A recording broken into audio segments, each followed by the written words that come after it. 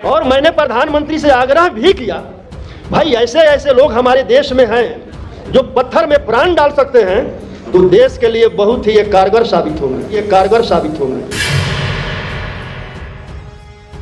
ऐसे लोगों का भारत सरकार सूची बनाए और सूची बनाकर जो बॉर्डर पर हमारे सैनिक देश के सुरक्षा में लड़ रहे हैं, हर बटालियन के साथ एक प्राण स्पेशलिस्ट को वहां रख दें।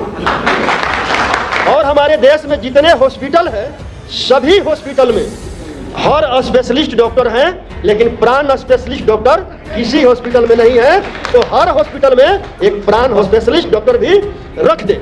और ऐसे अपराधियों को कहाँ होना चाहिए? तो मोदी जी को ये काम तो करना चाहिए ना, कि जो राम को लाया है हम उनको लाएंगे।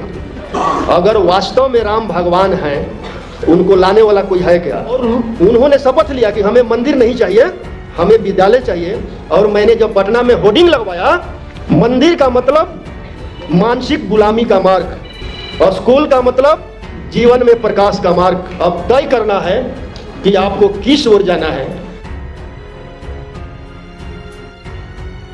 आपको बिहार में हमसे मीडिया वालों ने पूछा कि राम में प्राण प्रतिष्ठा होने वाला है, उस पर आप क्या कहते हैं? तो मैंने जवाब दिया, अभी तक राम बिना प्राण के थे क्या? सारे मीडिया वालों ने कहा कि आरजेडी विधायक का विवादित बयान, ये विवादित बयान है क्या?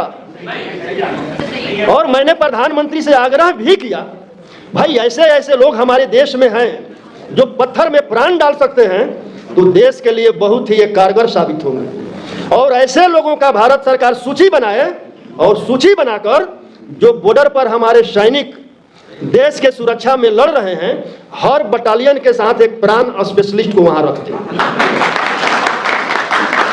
और हमारे देश में जितने हॉस्पिटल हैं, सभी हॉस्पिटल में हर स्पेशलिस्ट डॉक्टर हैं, लेकिन प्राण स्पेशलिस्ट डॉक्टर किसी हॉस्पिटल में नहीं है, तो हर हॉस्पिटल में एक प्राण स्पेशलिस्ट डॉक्टर भी रख दे।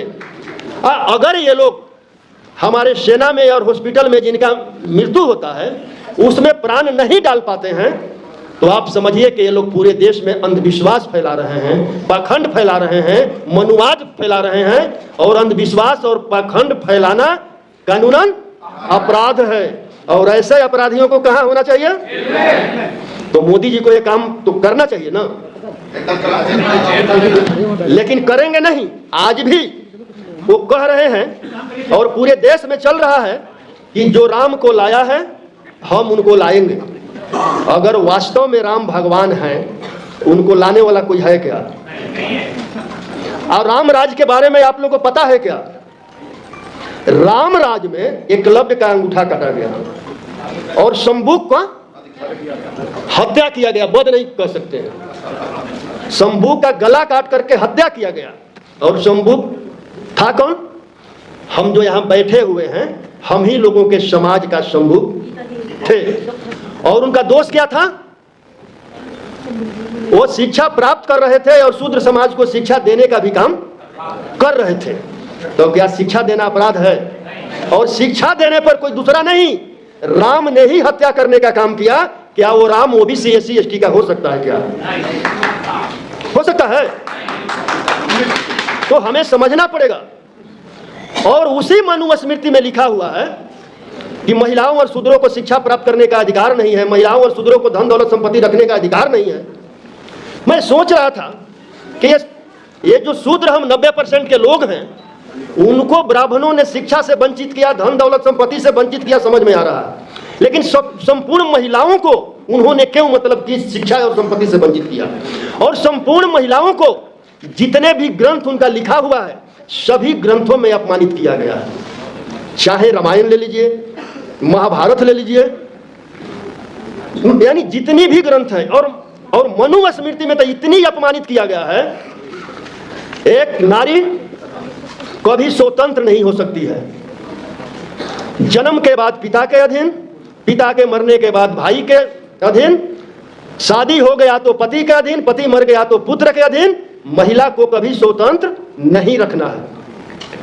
हम चाहते हैं कि आप सभी लोग संविधान के साथ साथ मनुस्मृति को भी आप लोग पढ़ें।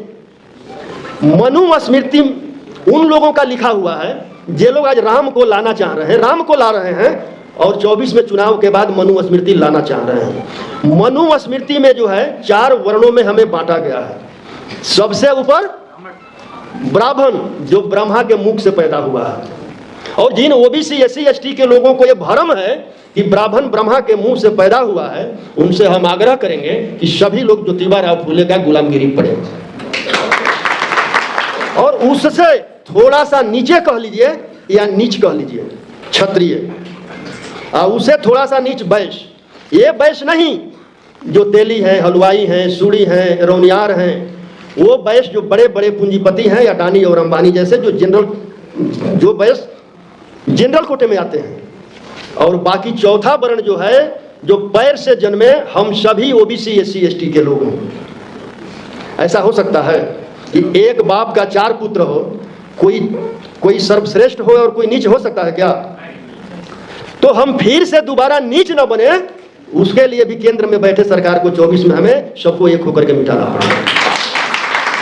अगर नहीं मिटा पाए तो हम सब 90% के लोग मिट जाएंगे, कोई दूसरा विकल्प नहीं है।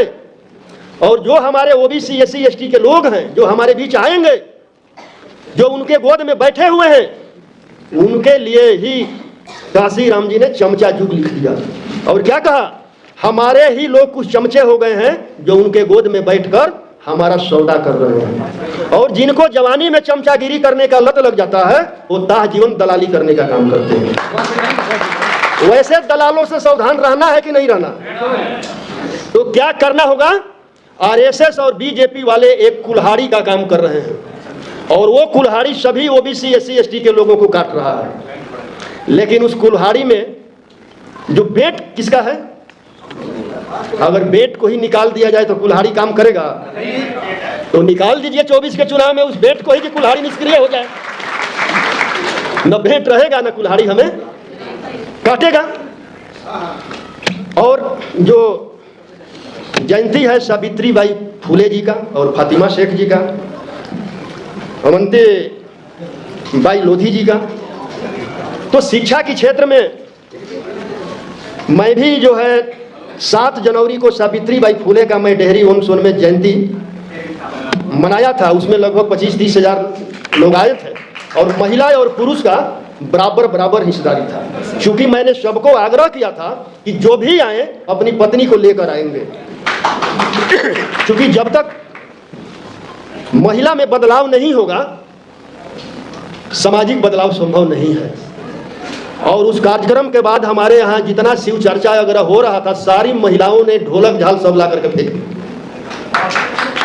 और उन्होंने शपथ लिया कि हमें मंदिर नहीं चाहिए, हमें विद्यालय चाहिए। और मैंने जब पटना में होर्डिंग लगवाया कि स्कूल का मतलब, मंदिर का मतलब मानसिक गुलामी का मार्ग, स्कूल का मतलब जीवन में प्रकाश का मार्ग। जब मंदिर का घंटी बजता है तो हमें संदेश देता है कि हम अंधविश्वास, मूर्खता एवं पखंडता की ओर बढ़ रहे हैं। और जब विद्यालय का घंटी बजता है तो हमें संदेश मिलता है कि हम तर्कपूर्ण ज्ञान, वैज्ञानिकता और जीवन में प्रकाश की ओर बढ़ रहे हैं। अब तय करना है कि आपको किस ओर जाना है। तो आप लोगों ने पूरे अपने घर में टीवी अगर आप लोग देखे होंगे, इस जो सावित्री बाई फूले के स्लोगन पर पूरा देश में गोदी मीडिया ने उसको बवाल किया था।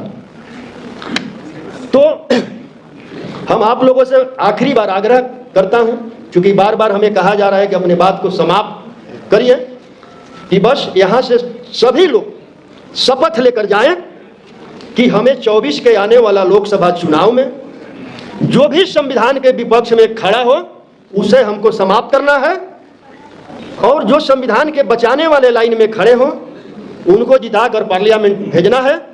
तभी हम अपने अधिकार और हक का और शिक्षा का जो है उसको हम बचा पाएंगे। बोल रही थी जो पाल समाज की जो बेटी थी, बहुत अच्छा बात बोल रही थी, आईएएस बनना चाहिए, आईपीएस बनना चाहिए, लेकिन करेंगे क्या?